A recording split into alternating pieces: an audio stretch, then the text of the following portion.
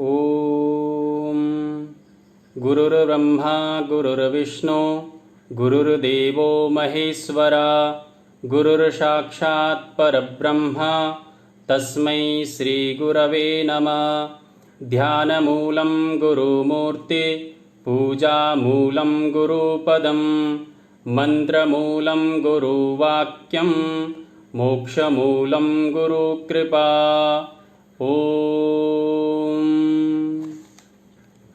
महर्षि वाल्मीकि अनुसंधान परिषद के निदेशक आदरणीय राघव संजीव घाऊ जी तथा इस परिषद के सचिव सम्माननीय श्री तरुण झा जी तथा इस फेसबुक लाइव पर समुपस्थित सभी स्नेही स्वजन, ज्येष्ठ कनिष्ठ बंधुओं, आप सबको सादर अभिनंदन प्रणाम। आज अत्यंत हर्ष का विषय है कि गीता प्रेस गोरखपुर के सह संपादक परम आदरणीय भाई श्री हनुमान प्रसाद पोद्दार जी की 128वीं पावन पुण्य जयंती के अवसर पर आयोजित इस व्याख्यान माला में मुझे भी आप सबके बीच में अपना व्याख्यान देने का अवसर प्राप्त हुआ है। आज पूरे दिन भर में आदरणीय भाई श्री हनुमान प्रसाद पोद्दार जी के जीवन चरित्र पर, उनके कार्यों के विषय में 101 वक्ताओं ने अपना व्याख्यान दिया। परम श्रद्धेय आदरणीय भाई श्री हनुमान प्रसाद पोद्दार जी का जन्म राजस्थान के रतनगढ़ नामक स्थान पर हुआ था। इनका जन्म 17 सितंबर 1892 को श्रद्धेय भीमराज अग्रवाल जी तथा उनकी धर्मपत्नी श्रीमती रिखीबाई जी के गर्भ से हुआ था। आदरणीय भाई श्री बाल्यकाल से ही प्रतिभा के धनी और कुशाग्र बुद्धि के बालक थे। उनमें वे सारे गुण पूर्व में ही विद्यमान थे जो एक महापुरुष के जीवन में होने चाहिए, क्योंकि महापुरुष का जीवन किसी विशेष उद्देश्य के लिए ही होता है। आज हम सब जो कुछ भी कार्य करते हैं, जो कुछ भी अपने जीवन में अनुसरण करते हैं, वे किसी न किसी महापुरुष के पद चिन्हों पर चलने का ही एक प्रयास होता है। क्योंकि हमारे शास्त्र में कहा गया है, भगवान श्री कृष्ण ने स्वयं गीता में बोला है कि यद्यदचरति श्रेष्ठस् तत्तद्देवो तरो जना सयत् प्रमाणम कुरुते लोकस्तदनुवर्तते। अर्थात श्रेष्ठ पुरुष जो आचरण करते हैं, अन्य सभी लोग भी उन्हीं महापुरुषों को देखकर आचरण करते हैं। अर्थात महापुरुष इस संसार में किसी विशेष उद्देश्य के लिए ही अवतरित होते हैं। महापुरुषों का जो जीवन है वह त्याग, तपस्या और समर्पण भाव से ही ओतप्रोत होता है। परम श्रद्धेय भाई हनुमान प्रसाद पोद्दार जी गीता प्रेस गोरखपुर के सह संपादक तथा कल्याण नाम की जो पत्रिका है उसके आदि संपादक हैं। गीता प्रेस गोरखपुर, कोई भी ऐसा हिंदू नहीं है जो गीता प्रेस गोरखपुर के विषय में नहीं जानता हो, क्योंकि गीता प्रेस गोरखपुर के द्वारा अनेक ग्रंथों का इतने वर्षों में संपादन हुआ है। हर घर में रामायण, महाभारत, गीता आदि अनेक ग्रंथ गीता प्रेस गोरखपुर की ही देन है। ऐसे महामुनि महापुरुष को इस 128वीं उनकी पुण्य जयंती पर मैं साष्टांग प्रणाम करता हूं, क्योंकि ऐसे महापुरुषों के द्वारा ही हमारा सनातन धर्म, हमारी सनातन संस्कृति सुरक्षित होती है, संरक्षित होती है और उसका प्रचार प्रसार होता है। इसी प्रकार हमारे भारतीय परंपरा में कहा गया है, हमारे श्रुतियों में कहा गया है कि तर्को प्रतिष्ठा श्रुतयो विभिन्ना नैको ऋषियस्य मतं प्रमाणम धर्मस्य तत्त्वं निहितं गुहायां महाजनो येन गतास्स पंथ। अर्थात तर्क अप्रतिष्ठित हैं, श्रुतियां परस्पर भिन्न अर्थ वाली होती हैं, किसी एक ही ऋषि का वचन या अर्थ प्रमाणित नहीं माना जा सकता। वास्तव में देखा जाए तो धर्म का तत्व अत्यंत रहस्यमय और गुप्त है। इसलिए महापुरुष जिस मार्ग पर चलते हैं वही धर्म का मार्ग होता है और हम सभी को उसी मार्ग का अनुसरण करना चाहिए, क्योंकि महापुरुषों के अंदर कुछ विशिष्ट गुण होते हैं। परमात्मा का विशिष्ट अंश ऐसे पुरुषों के अंतर होता है। तभी तो कहा गया है परोपकाराय फलन्ति वृक्षाः परोपकाराय वहन्ति नद्यः परोपकाराय दुहन्ति गावः परोपकारार्थमिदं शरीरम। अर्थात महापुरुषों का जीवन वृक्ष के समान होता है। जैसे वृक्ष का जीवन केवल और केवल परोपकार के लिए है।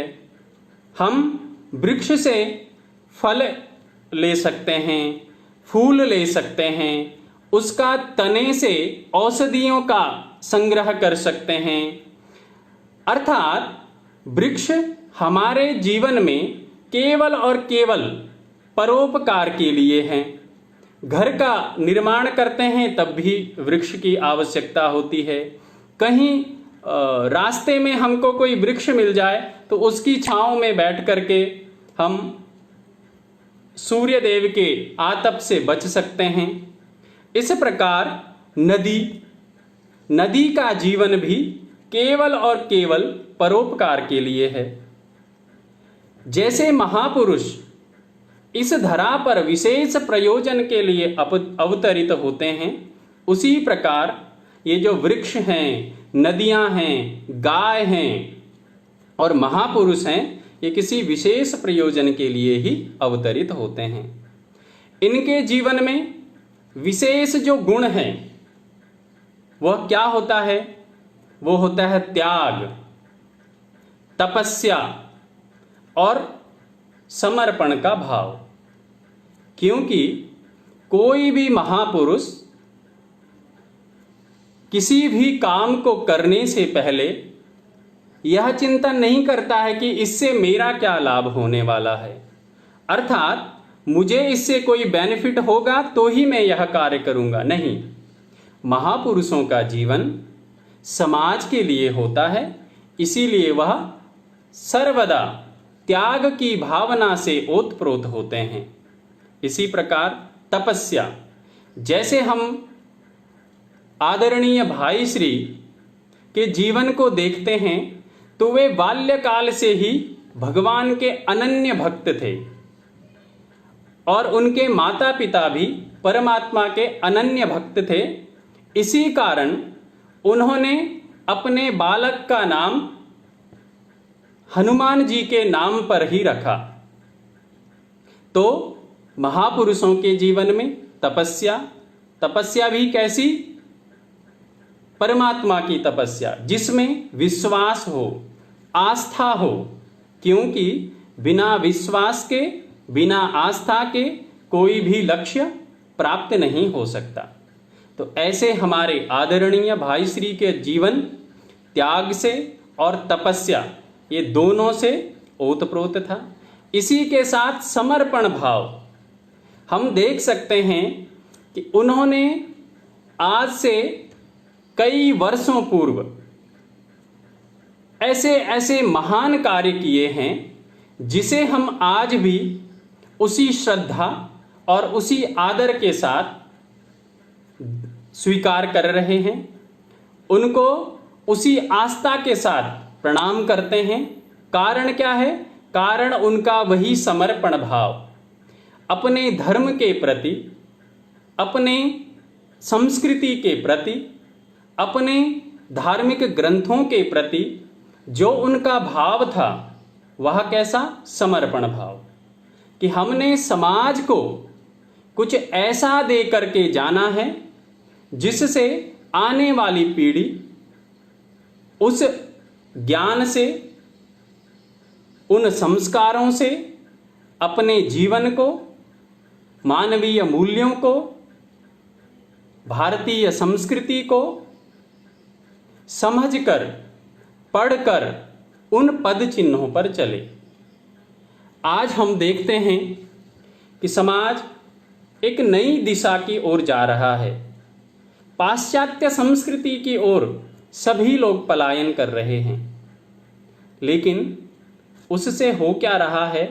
हम अपने संस्कारों को भूल रहे हैं, हम अपनी संस्कृति को भूल रहे हैं, हम बड़ों का सम्मान करना भूल रहे हैं, छोटों के प्रति हमारे मन में स्नेह की भावना नहीं है।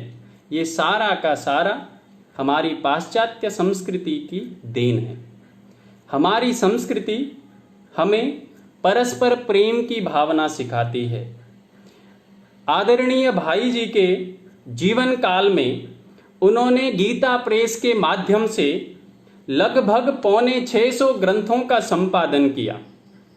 आप कल्याण पढ़िए, रामायण पढ़िए, श्रीमद् भागवत गीता पढ़िए, कोई भी ग्रंथ हमारी भारतीय संस्कृति का उठाकर देख लीजिए, उसमें प्रेम, सौहार्द, स्नेह,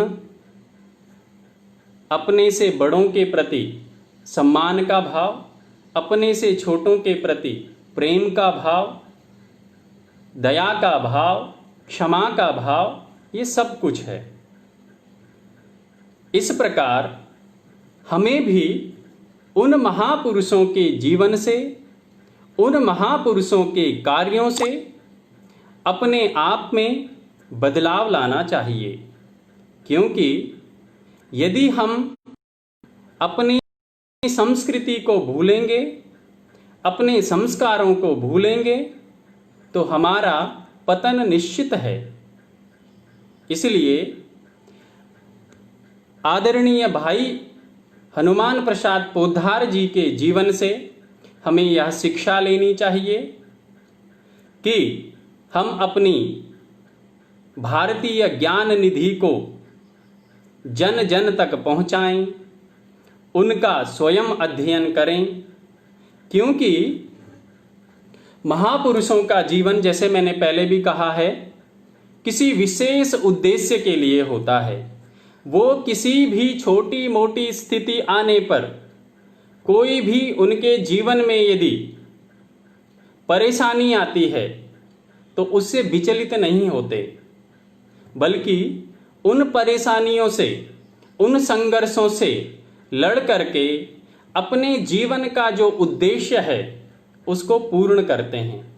यहाँ पर मुझे माँ गंगा का स्मरण आ रहा है कि जब माँ गंगा स्वर्ग से अवतरित हुई तो उनके पथ में कई प्रकार की परेशानियां आई, कई प्रकार के पहाड़ चट्टान उनके रास्तों में आए, लेकिन वो उन पहाड़ों से उन चट्टानों से टकरा करके अपना रास्ता बनाते गई और जो उनका लक्ष्य था गंगा सागर का किनारा वहां तक पहुंची और सगर के 60,000 पुत्रों को उन्होंने मोक्ष प्रदान किया। इस प्रकार हमारे आदरणीय भाई श्री, इनका जीवन भी यदि हम पढ़ते हैं तो उन्होंने भी अंग्रेजों के साथ कई संघर्षों में कई परेशानियों को झेला, लेकिन अपना जो उनका एक मार्ग था, जो उनका एक निश्चित सपना था कि मैंने अपने समाज के लिए कुछ ऐसा विशिष्ट कार्य करना है जिससे हमारा समाज एक नई दिशा की ओर बढ़े। इसी के लिए उन महान विभूति को उस समय के तत्कालीन कलेक्टर पेडले ने राय साहब की उपाधि से अलंकृत करना चाहा, लेकिन भाई श्री को इन पदवी का कोई भी लोभ नहीं रहा, कोई भी लालच नहीं रहा। उन्होंने सहर्ष उनको उस राय साहब की उपाधि को स्वीकार करने से मना कर दिया। इसी प्रकार तत्कालीन जो हमारे केंद्रीय मंत्री थे आदरणीय गोविंद बल्लभ पंत जी, उन्होंने भाई श्री को भारत रत्न की उपाधि से, भारत रत्न से अलंकृत करने के लिए उनके नाम का प्रस्ताव दिया कि आदरणीय भाई श्री, आपके धर्म और साहित्य की जो आपने सेवा की है, आपका जो अपने समाज के प्रति यह समर्पण भाव है, समाज के लिए एक नया आपने कार्य किया है, इसके लिए हम आपको भारत रत्न से विभूषित, भारत रत्न से आपको गौरवान्वित करना चाहते हैं, क्योंकि आपने वह गौरव का कार्य किया है। लेकिन भाई श्री ने उनके उस प्रस्ताव को भी लेने से मना कर दिया। आज हम सोच सकते हैं कि क्या वह स्थिति, क्या ऐसे महापुरुष वर्तमान समय में हैं? अरे आज तो पुरस्कार लेने के लिए लोग क्या क्या फर्जी काम करते हैं, पैसा दे करके पुरस्कार लेना चाहते हैं, लेकिन इतना बड़ा सम्मान, देश का सर्वोच्च सम्मान भारत रत्न लेने से भाई श्री ने मना कर दिया। ऐसे हमारे आदरणीय परम श्रद्धेय भाई श्री के जीवन से हम सभी को यही प्रेरणा मिलती है कि हमारे अंदर भी अपने देश के प्रति, अपने समाज के प्रति कुछ अच्छा करने का भाव होना चाहिए, देश की सेवा का हमारे अंदर भाव होना चाहिए, अपनी संस्कृति को, अपनी सभ्यताओं को संजोकर रखना चाहिए, क्योंकि हमारी भारतीय संस्कृति, हमारा भारतीय ज्ञान परंपरा, जिसके लिए भारत पूरे विश्व भर में विख्यात है, विख्यात था और विख्यात रहेगा, क्योंकि भारत के पास हमारे ऋषि मुनियों का, हमारे संतों का, साक्षात देवताओं के द्वारा वह ज्ञान निधि है जिसके लिए आज भी पाश्चात्य देश लालायित हैं। इसी प्रकार मैं कई महापुरुषों का जीवन चरित्र मेरे मन मस्तिष्क पर पटल पर आ रहा है, लेकिन समय की